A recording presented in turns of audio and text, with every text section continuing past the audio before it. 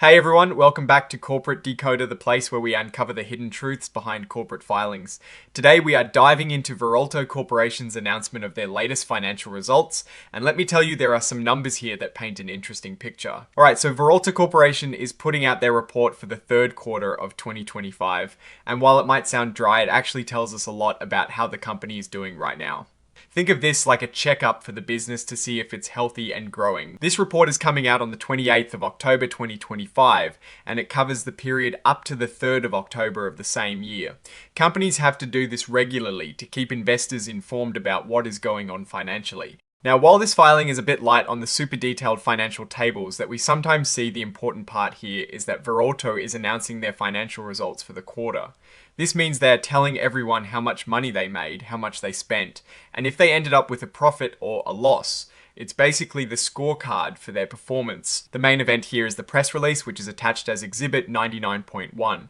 This release contains the actual financial results for the quarter ended the 3rd of October 2025. It's like the headline news for the company's performance. We are essentially dissecting the information they are releasing to the public and what it means for everyday people who might own a piece of Veralto. Just a quick note, Veralto's common stock is traded on the New York Stock Exchange under the ticker symbol Veralto. That means you can buy and sell shares of this company on the stock market if you are interested. This section, item 2.02, is where companies typically report results of operations and financial condition.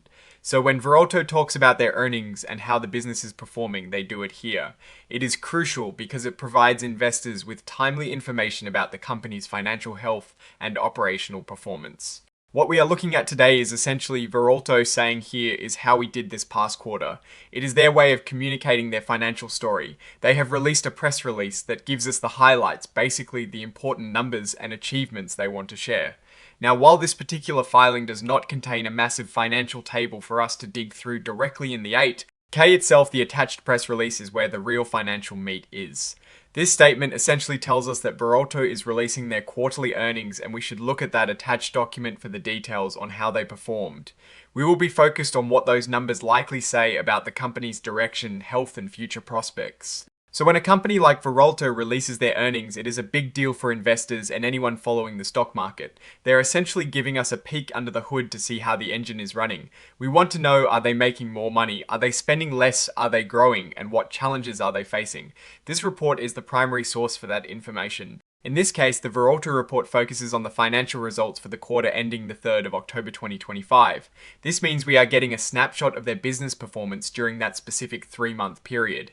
Investors will be looking at these numbers to decide if they want to buy, sell, or hold onto their Veralto shares. Let us assume for a moment that the press release attached here talks about revenue growth, or perhaps some changes in profitability. If Veralto reported, let us say, a 10% increase in revenue, this would mean that they are selling more products or services than they did in the same period last year. This is generally a good sign signaling that their business is expanding and that more people are buying what they offer. On the other hand, if they reported a decrease in revenue, it could indicate that sales are slowing down. This might be due to increased competition, changes in consumer demand, or perhaps economic challenges. The reasons behind a revenue drop are as important as the drop itself.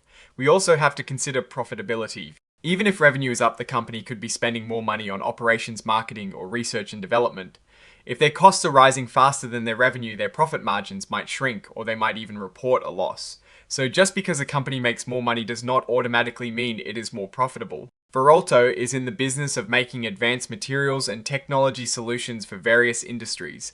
Understanding their financial performance is key to understanding their competitive position. Are they outperforming their rivals? Are they capturing market share, or are they struggling to keep up looking ahead? Based on this type of announcement, we would want to see if Veralto is investing in new products or technologies that could drive future growth. We also want to know if they are managing their expenses effectively, and if they have a clear strategy to navigate any economic uncertainties. The report is signed by individuals like James Tanaka, who serves as Vice President Securities and Governance and Secretary. This shows the formal process followed to ensure the accuracy and authenticity of the information being presented to the Securities and Exchange Commission and the public. So what is the big picture here? Veralto is releasing critical financial information, and it all boils down to performance. They are telling the market how they have performed in the recent past, and this information will heavily influence how investors perceive the company's future. Are they on a strong growth trajectory, or are there warning signs in their numbers? These are the questions we need to answer. Now for my take on this Veralto's move to release this information through a press release and an 8K filing is standard procedure, but it is also a signal. They are communicating their financial story directly. We need to see the specifics in that press release, but generally companies will highlight their successes. However, it is our job here at Corporate Decoder to look beyond the headlines. We want to ensure that the reported numbers truly reflect the underlying health and strategic direction of the company. A strong revenue number is great, but if it comes at the cost of unsustainable spending, or if competition is heating up significantly, then that revenue growth might not be as rosy as it appears. We need to keep an eye on their competitive landscape, their innovation pipeline, and their ability to manage costs efficiently to truly assess Veralto's long-term prospects. What are your thoughts on Veralto Corporation based on this announcement? Let us know in the comments below. If you found this breakdown helpful, please give this video a thumbs up and subscribe for more corporate insights. And do not forget to join our Discord community linked in the description for more discussions. Thanks for watching, and until next time, stay informed.